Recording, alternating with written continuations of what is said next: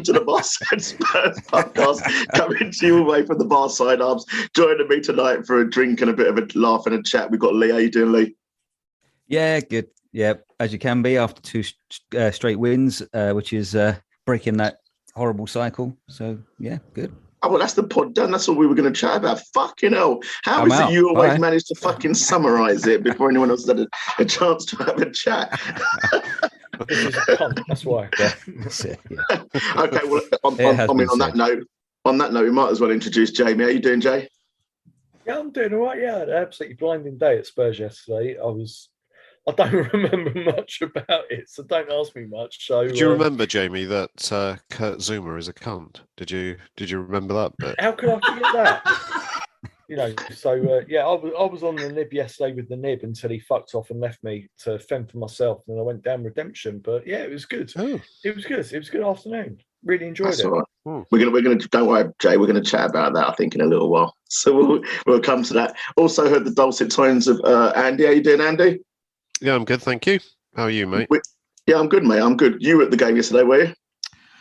I was, yeah, with Keith, and we had a lovely day. Cool. A lovely day. How was Orville? Pardon? How was Orville? Keith and Orville. Oh yeah. Wow. Was the monkey there as well? He's like, I ate that duck. I ate that duck. Was there a monkey as well? Yeah. I can't even remember that. It was a monkey, and Orville wasn't there. He was like, I ate that duck. Yeah. Why on earth didn't I used to watch? Do you know what makes me laugh is that Simon hasn't been on the pod for ages, and he comes on and he hears this, and you can see his face go like, fuck, what have I let myself in for tonight? Fuck's sake. What have I strolled into? Simon should have gone to Spurs yesterday, shouldn't he? That would have been an absolute mess. Probably should have, but real supporters, we stay at home and watch it on telly. Yes, exactly, Simon. Exactly. How you doing, Simon? You can sort of say hello and introduce yourself. We haven't really introduced you, so you can say hello. How you been? You been all right? Yeah, I'm okay, thank you. Nice to see you all. So the glasses have come off for the pod because you had the glasses on like literally a second ago. Yeah, I have. So now when I would look intelligent, I take them off. But there's no video. I mean, this is just audio, so no one's going to see what you look like. No, that's fine. It's probably just as well. It's all right. Well, that's why I've got my trousers off. He's got his glasses off. Yeah, absolutely. You do that all the time, though, Lee. And he's taking his hair off. Fine. Exactly. Who was it invited Lee tonight? Fucking hell, he's on one. Yeah. When is it your next on, Lee? Because I know you're taking a little bit of sabbatical, aren't you? After this, no idea, but it's just got a really manic schedule coming up. Enforced sabbatical, I think. Yeah, I'm directing a production, so it's just going to be very, very busy over the next couple of weeks, and then I'm off to Prague with the missus as well. So, isn't your play that you're directing, something that Andy has a really close affinity with, Hairspray? Yeah, well, he will do once he gets that chest hair off and puts it on the carnet, like Antonio. I used too much of it once. Yeah, you're right, Jamie. And it all fell off. All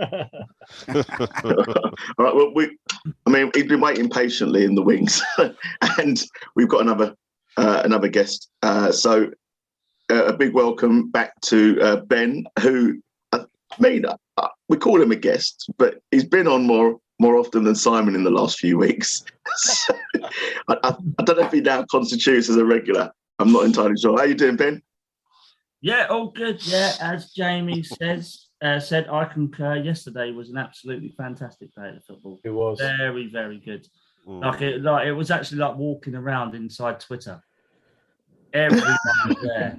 That sounds horrendous. Yeah, it was. Well, at times it was a little horrific. Well, you don't know what's in my timeline, have you? There's just people fighting in different corners. Yeah, it was a really good day yesterday, and then to top it all off, the football was fantastic as well. It usually helps, doesn't it? But it's not usually. It doesn't necessarily have to be the defining factor, really. If you've had a good day. I've had great days at the football before when we've lost. Yeah, that's Exactly. true. Exactly. Okay, well, let's shall we crack on with some of that football then? Yes. Seeing as we're here, and I know Simon's usually on a budget, so we'll crack on as quick as we can. So I just start to lose patience after about an hour and 10 minutes.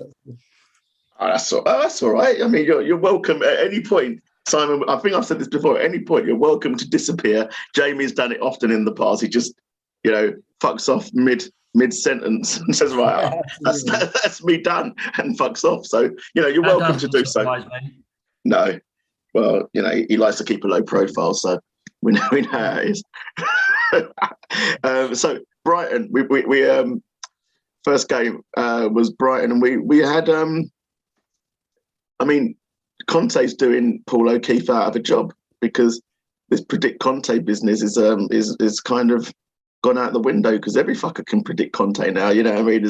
Unless there's an injury, we're going unchanged. I think, which is, for me, I think that's fantastic. Yeah. I think it's a very strong 11, actually. It's not bad. Yeah, I think we've got a couple of weaknesses there, but but I think as opposed to, I think it's not a bad 11. Yeah, at the moment. Yeah. I do. Yeah, it's just the depth from the bench really is a slight issue, isn't it? But yeah, you're right. But what I found quite interesting is that Kulusevski's come in, and Lucas Moura, he's virtually obsolete now, isn't he? Well, he's shit. Kulusevski has come in. He's a man beast, isn't he? He's about 6'2", 6'3", big bloke like me, proper fridge freezer, and then he's got pace, he's got skill, he's got everything. He's got composure and vision, I think. Exactly. So really, only height is where you and him are similar, because when he's got pace, composure, skill, everything else, like there was nothing else to liken the two of you together, Jay. Number one, I'm not ginger. Number two, or from Sweden. Well, you might dye your hair. No one would know. No one would know. You don't forget, you're keeping such a low profile. No fucker would know what you look like. So you could be ginger for all they know. You're keeping such a low profile. We don't even know who you are. What was the first game, Kulusevski? Was that the Southampton game? Because I thought Kulusevski, the first game he played, he looked like he was stuck in the mud. Well, the first game he started was the Man City game, wasn't it? But he'd done a couple of hadn't he done a couple of sub appearances before that? Yeah. I thought he actually looked like he was running in slow motion. Then all of a sudden he turned into an absolute quality player. Yeah, he is. He's brilliant. The thing is, it leaves Moura in no man's land, because despite the fact that Moura he's not a crap player, he just does not fit this system at all. So when he comes in and all these moves that they've been rehearsing, and that Kulusevski is able to pick up, now it's exactly his game. Moura comes in, he doesn't know how to play the game. He comes on for 10-15 minutes, he's completely ineffective, because he hasn't been in that system. He doesn't play that style. I mean, we kind of discussed this last time, didn't we, Steve, on the pod? But he's too much of a maverick for he is, for that system. Kulusevski fits that brilliantly, and just like Jamie was saying, he's a big lad, 21, and he's hitting people, knocking them out of the way, and taking possession of people. He's a unit, but he's a skillful player. Yeah. Just pick up on that point about Moura that both yourself and Jamie has said, Lee. I don't know if you saw in the, obviously, I mean, Andy wouldn't have seen it because he's a real fan, and he was at the Brighton game throwing adulation at Potter, but the Tottenham... He was throwing something at Potter, wasn't he? Well, yeah, we won't dwell on that, but the Tottenham Twitter account tweeted out, like, the players going out for the warm-up, and they zoomed in on Moura, and I couldn't work out whether he looked focused or whether he just looked pissed off, because he really looked like he didn't. Normally you see him kind of bubbly and smiley and all that sort of bollocks, and he just looked angry. So I couldn't work out whether he. Go on. Did they zoom in on Andy? No, because was he anywhere near Potter? They didn't go. They're not allowed to go anywhere from like waist downwards. Oh, okay, yeah. I'm being trolled again, aren't I? Just all you saw was the top of his head. That's it. I'm being trolled on Twitter from the light spotlights hitting his fucking head. pod.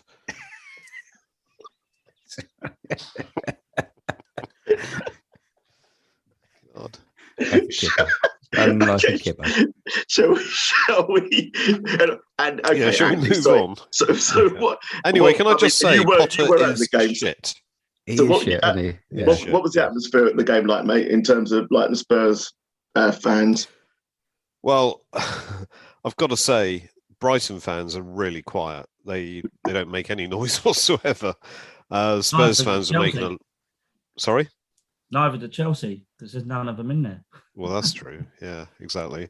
But there were quite a few Brighton fans there, and it was a brilliant atmosphere because you get the whole South Stand at Brighton, so it's like a little single tier stand, and there was loads of noise in the concourse on the concourse after the game. That was brilliant as well. Lots of songs that you don't even hear, in the ground. Yeah, but that's the thing, isn't it? Why don't we hear those songs? I don't know. At White Hart Lane. I mean, the Gimme Gimme, the Ginger from Sweden. That is absolutely classic song. It's amazing. Yeah. Yeah. Would it be though that the away fans, the fans that go to the away games, will be like, this is something that you tried to focus on, Jay, but is it they'll be split around around the ground. They're not all going to be in one area when we get back to White Hart Lane. So to try and get that going when you're all spread all over the stadium is nigh on impossible if you've got 3,000 people or whatever it is, and you've only got small pockets here and there. It's just not going to happen. So I mean that's probably part of the issue. I would have thought.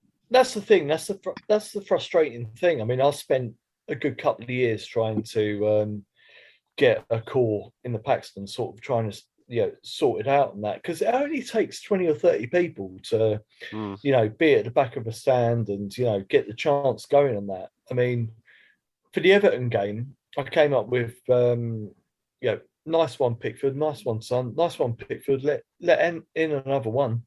And, I think that would have been blinding, if we could have got a few hundred people sort of chanting that. But, I was in your seat yesterday, was I? I was stood next to you, and I didn't join in with you singing that, did I? Yeah, because that's your account.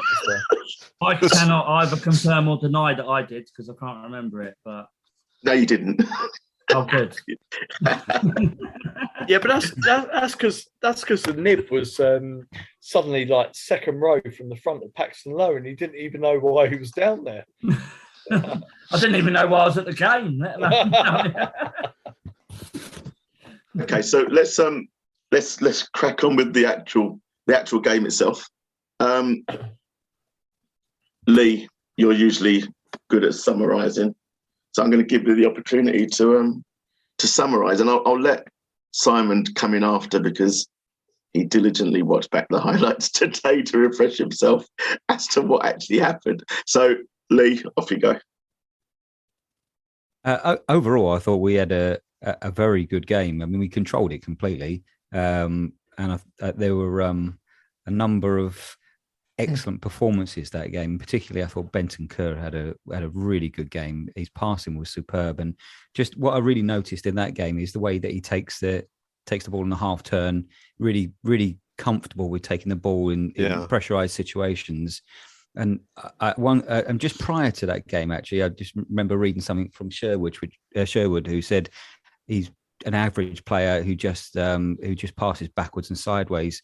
And I thought, what is he watching? Because Benton Kerr has really, really made a difference in that team. And I think the last 2 or 3 games, you can really see him, and also, we'll come on to Kulusevski as well, but how much they've changed that midfield.